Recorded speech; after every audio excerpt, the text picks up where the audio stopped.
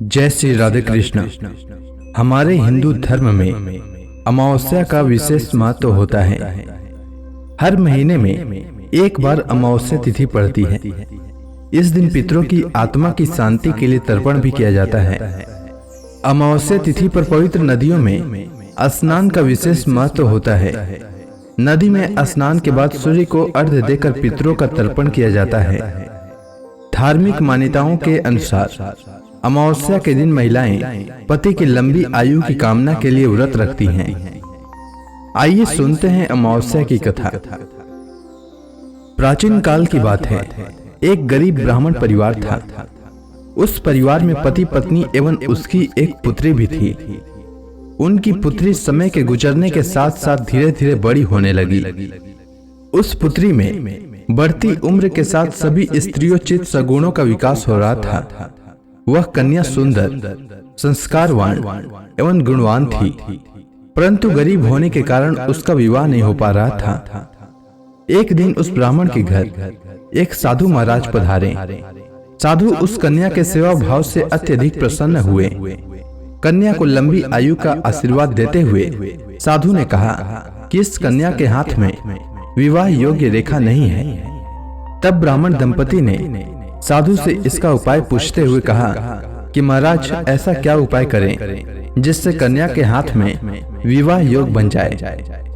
तब साधु महाराज ने कुछ देर विचार करने के बाद अपनी अंतर्दृष्टि में ध्यान करके बताया कि कुछ ही दूरी पर एक गांव में सोना नाम की एक धोबिन महिला अपने बेटे और बहू के साथ रहती है, जो बहुत ही आचार विचार एवं संस्कार संपन्न तथा पति परायण है।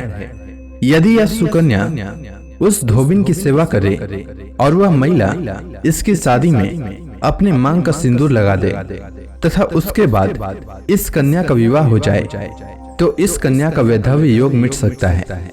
साधु ने यह भी बताया कि वह महिला कहीं बाहर आती जाती नहीं है। यह बात सुनकर ब्राह्मणी ने अपनी बेटी से धोबिन की सेवा करने का प्रस्ताव रखा। अगले दिन से ही कन्या प्रातः काल ही उठकर सोना धोबिन के घर जाकर साफ सफाई एवं अन्य सारे कार्य करके वापस अपने घर आने लगी। एक दिन सोना धोबिन अपनी बहू से पूछती है कि तुम तो सुबह ही उठकर सारे काम कर लेती हो और पता भी नहीं चलता। बहू ने कहा, माँ जी, मैंने तो सोचा कि आप ही सुबह उठकर सारे काम खुद ही खत्म कर लेती हैं। मैं तो देर से उठती हूँ। यह सब जानकर दोनों सास बहू घर की निगरानी करने लगे कि कौन है जो सुबह ही घर का सारा काम करके चला जाता है।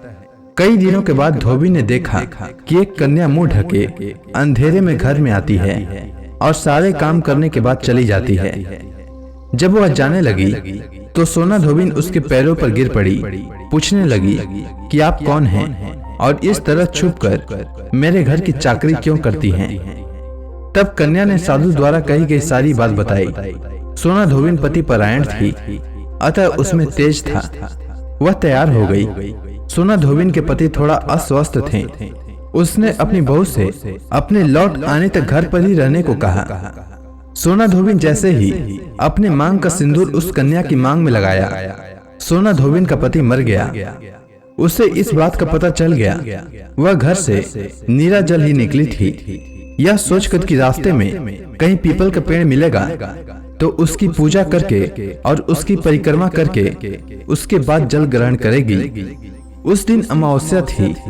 उसने पीपल के पेड़ का 108 बार परिक्रमा की और उसके बाद जल ग्रहण किया।